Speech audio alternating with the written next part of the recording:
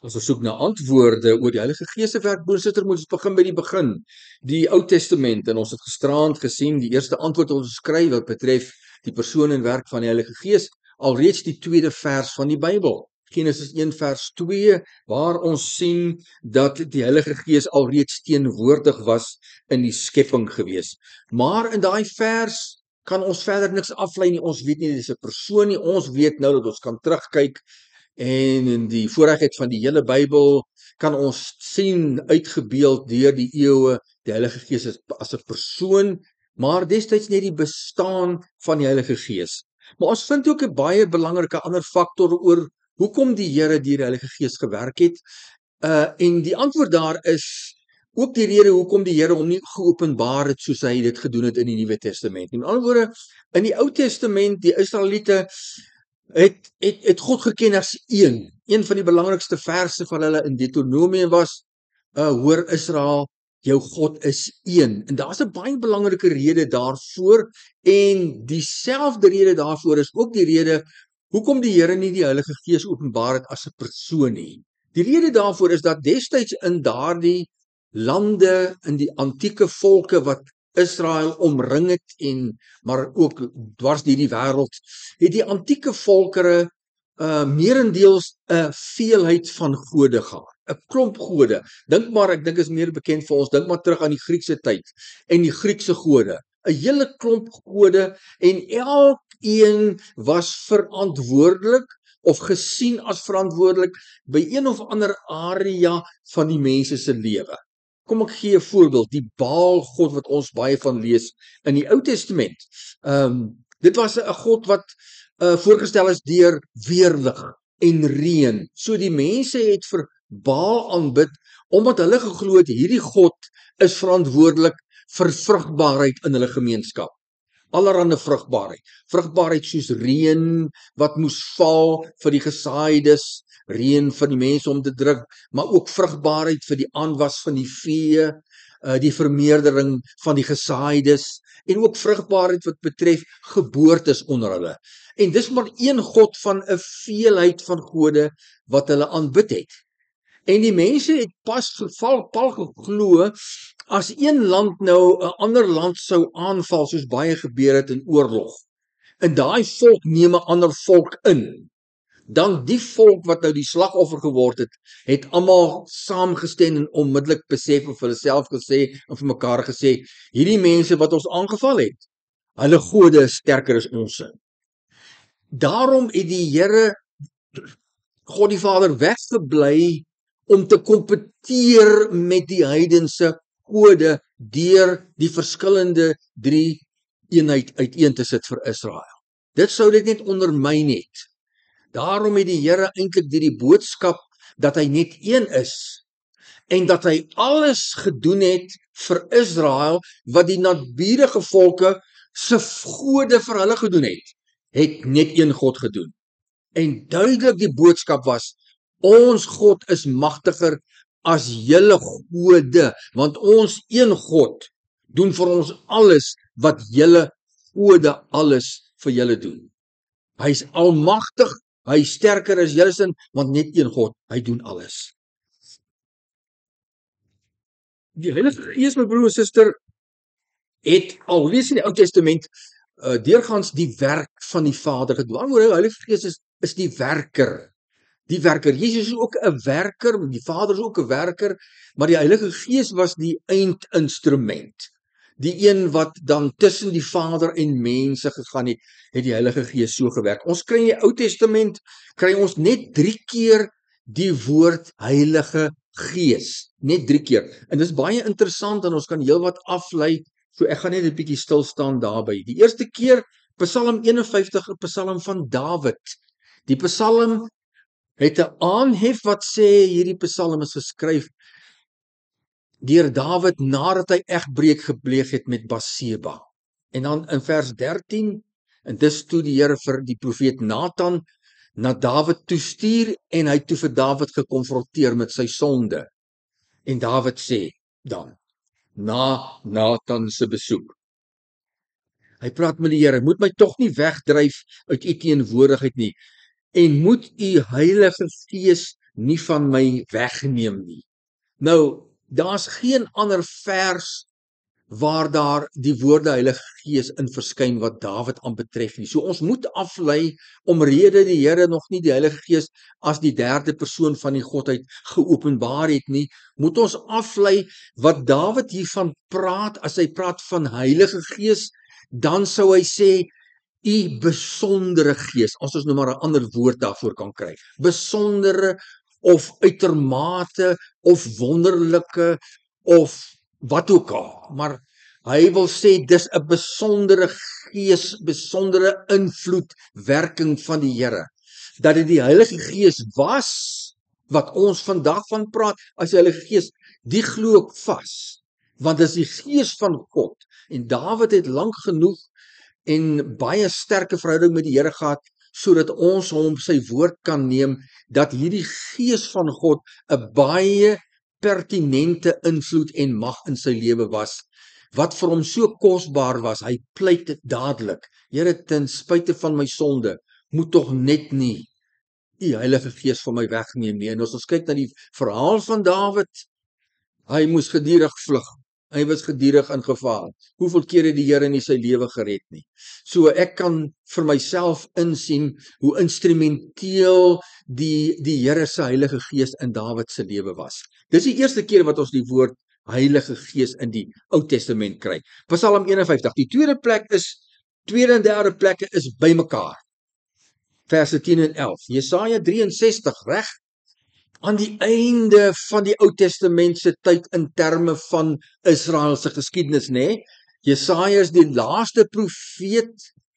Hy het geprofeteer toe die noordelike 10 stamme, aan die ander woord die Noordryk, weggevoer is Assirië toe in 3 slae, en hy het ook geprofeteer toe die Here begin het om dan die onderste 2 stamme vir Juda en Benjamin stamme weg te voer na Babylon toe. So aan die einde van Israel se geskiedenis, alhoewel, hier kom Jesaja, maar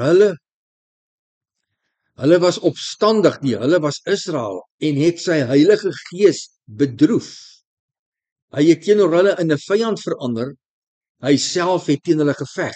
Dis die Here wat na baie eeue en hoeveel profete van waarskuwings wat Israel nie wou nie en gedurig die mekaar was met die afgode. En dat die Here toe uiteindelik teen hulle gedraai het. Toe het hulle gedink aan die jare van lank gelede aan Moses en sy volk. Waar is hy wat hulle uit die see laat opkom het, saam met die herders van sy kleinvee? Waar is hy wat in hulle midde sy Heilige Gees geplaas het? U kan sien, hier kan ons die getuienis van die Heilige Gees, die werk van die Heilige Gees, hoe instrumenteel die Heilige Gees was, hoe voordelig die Heilige Gees was, maar dat die Heilige Gees nie geken was as 'n Heilige Gees nie. Hierdie is heel moontlik, kan nie anders wees as 'n openbaring van die Here aan Jesaja, soos wat die res van die Jesaja boek nie. En ons kom nou daarby uit. Deur die res van die Ou Testament dan, afgesien van hierdie 3 gedeeltes, staan die Heilige Gees bekend, word daarna verwys as of die Gees van God of die Gees van die Here. 1 Samuel 11 vers 6. Die Gees van God het Saul oorweldig toe hy hierdie woorde hoor en hy het baie kwaad geword. Rigters 11 vers 29. Die Gees van die Here het oor Jefta gekom en hy het deur Gilead en Manasse getrek, hy het na Mispa en Gilead opgetrek en van Mispa en Gilead het hy oorgetrek na die Ammoniete. Daar sien u die 2 verskillende name of benaminge wat die Heilige Gees gegee is in die Ou Testament. Wat ook hier uitkom, na vore kom, is dat die Heilige Gees se optrede, waar hy ter sprake is, was daar een of ander mag altyd gewees. Mag of krag, wat mense in staat gestel het. Meestal, ek kom nou daarby, die verskyning van die Heilige Gees in die Ou Testament, deur vir profete te sê wat die Here vir hulle wil sê, aan Israel deur hulle wil sê. So in Samuel 1 vers 11, Saul is oorweldig en hy het kwaad geword en daar het die Heilige Gees vir hom dan die krag gegee om op te tree. Dieselfde met Jefta, jy sal onthou in die rigterstyd was Israel al hoe meer afgedwaal van die Here af en toe die Here hulle begin oorgee, die een na die ander aan hulle buurlande, dan hierdie buurland oor hulle regeer, dan daardie buurland oor hulle regeer, dan buurland A oor hulle regeer, dan gee die Here vir hulle 'n klompie jaar rustyd. Dan wil hulle nie hoor nie. Dan is dit buurland B wat hulle oorheers en vir hulle aanval en vir hulle onderdruk, dan gee die Here vir hulle rus. En elke slag het die Here 'n rigter gestuur om dan daardie tyd van oorweldiging en regering van 'n buurland tot 'n einde te bring. So hier is dit Jefta wat die Here gestuur het en die gees van die Here het vir hom manhaftig gemaak, heldhaftig gemaak. Hy het deur die land getrek, die hele Israel gemonster saamgetrek en hulle tot oorlog gelei. So die werk van die Heilige Gees deurgaans was om te bemagtig. Ons vind dit in hierdie 2 verse, maar dan ook in die res van die Ou Testament vind ons dit telkens deur die werk van die profete. Eksodus 31 vers 1 tot 3, die Here het met Moses gepraat en gesê, kyk, ek het Besaleel, seun van Uri, seun van Gur van die stem van Juda, by die naam geroep. Ek het hom met die gees van God vervul, met wysheid, insig en kennis, en met al die nodige vakmanskap. Afgesien van die bemagtiging of die krag om op te tree, kry ons nog 'n dimensie. En dit is die kwessie van kennis, insig, wysheid. So dit gaan met hierso in jou kop. So dis die tweede aspek of tweede funksie wat die Heilige Gees vervul het in die Ou Testament, het dan kennis of insig vir mense gegee. 2 Petrus 1 vers 21, want geen profesie is ooit deur die wil van 'n mens voortgebring nie, meegevoer deur die Heilige Gees het mense die woorde uitgespreek wat van God afkomstig is. En dit is wat die 3/4 meer 60-70% van die hele Ou Testament beslaan. Is die woorde van God aan een of ander profeet wat dan na Israel toe gaan en sê, so sê die Here. En dan gaan daai Bybelboek oor alles wat die Here gesê het. So dit was die werk wat die Heilige Gees die meeste gedoen het, wat ons die meeste van weet. Die woorde van die Here, geïnspireer aan die Heilige Gees, kom oor mense, gee mense inspirasie, maar gee ook vir daai profete die spesifieke woorde, dieselfde manier hoe die Here na die Nuwe Testament era vir die skrywers van die res van die Bybel, die Nuwe Testament, ook geïnspireer het, sodat hulle kon neerskryf wat hulle neergeskryf het. Alles wat neergeskryf is in ons Bybel, kom direk van die Here af, deur die Heilige Gees, wat met mense in hulle koppe praat. En soos hulle skryf, so, soos die Here praat, so skryf hulle, en hulle praat net wat die Here vir hulle sê. En dit is wat die Bybel aanbetref, in terme van die hoeveelheid werk wat die Heilige Gees gedoen het, is dit die meeste wat hy gedoen het. Dit is dan die mees prominente funksie van die Heilige Gees in die Bybel. Uitgesoekte persone wat die Here dan keer op keer geïnspireer het deur die Heilige Gees. Maar ons kry ook, wat dit aan betref, interessante variasie. Daniël 4 vers 8, op laasheid voor my verskyn Daniël. Wat hier aan die praat is 'n heidense god, liewer 'n heidense koning. Koning Nebukadneser, hy was die koning van die Destyse Babylon. Babylon saam met Assirië was die wêreld se 2 wêreldgroot moondhede in die Midde-Ooste gewees destyds. En hier getuig Nebukadneser. Op laasheid voor my verskyn Daniël, wie se naam Beltsassar is, dis die naam wat die Babiloniërs vir hom gegee het, na aanleiding van die naam van my God, dis nou sy afgod, in wie die gees van die heilige gode is. Ons lees die Daniël boek en ons lees hoe die Here op wonderbaarlike wyse vir Daniël gebruik het. Hy's in die leeukuil opgesluit en daar kom hy lewend daaruit en toe sien Nebukadneser, man, hier's 'n mag aan die werk wat vir hom totaal onbekend is. Dis 'n mag wat baie sterker is as enige mag wat hulle kon sien by hulle afgode.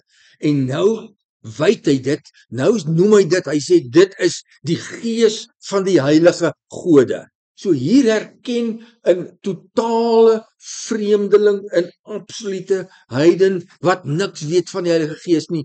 Hier ervaar en sien hy die werk van die Heilige Gees so duidelik en onmiskenbaar.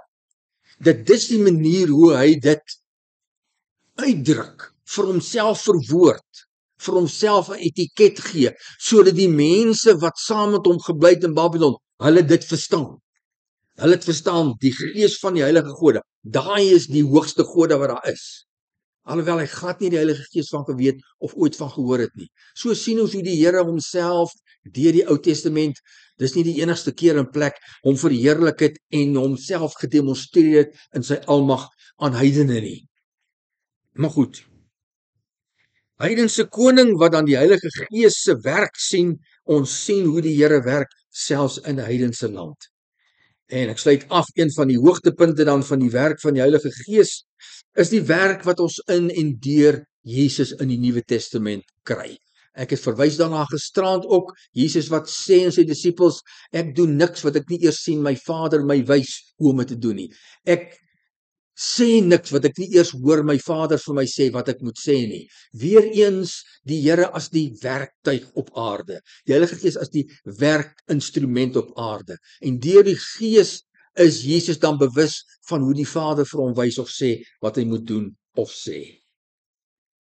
Ons sien daardie voorspelling pragtig in Jesaja 11 vers 1 en 2. Maar 'n takkie sal spruit uit die stomp van Isaai en 'n loot uit sy wortels sal vrugte dra. Hierdie is 'n voorspelling, profesie van Jesus. Die Gees van die Here sal op hom rus. Die Gees van wysheid, insig, die Gees van raad en sterkte, die Gees van kennis en ontzag vir die Here. En dan Esegiel om af te sluit 36 vers 26 tot 27. Hier is weer 'n profesie, 'n voorspelling, en dit is 'n voorspelling van Israel iewers na die terugkeer van Jesus na die aarde toe in die eindtyd. Ek sal vir julle 'n nuwe hart gee, 'n nuwe gees sal ek in julle binneste gee. Ek sal die hart van klip uit julle liggame verwyder en vir julle hart van vlees gee. My gees sal ek in julle binneste gee. Ek sal daarvoor sorg dat julle my vaste voorskrifte volg en dat julle my bepalings nakom en uitvoer. Tot sover. Amen. Hemelse Vader, dankie Here dat U op so wonderbaarlike wyse U self tentoonstel, selfs daardie destydse absolute heidenland wat U daardie godsman Daniël gebruik het, Here, om daardie heiden tentoon te stel en te wys, daar is 'n God baie groter as joune, wat 'n mag het baie meer en baie sterker is die mag wat julle en julle afgode maar aanbid. Dankie dat ons daardie selfde God het wat ook magtig is in ons lewe, in alle omstandighede homself magtig wys. Dankie dat U nooit op die toneel kom sonder dat ons weet van U almag nie. U werk is altyd, as dit by ons uitkom, U almag. Baie dankie Here dat ons U krag so ook kan nodig hê en so ook kan staat maak. Wil U vir ons seën ook met 'n rustige nag. Ons vra dit in Jesus se naam.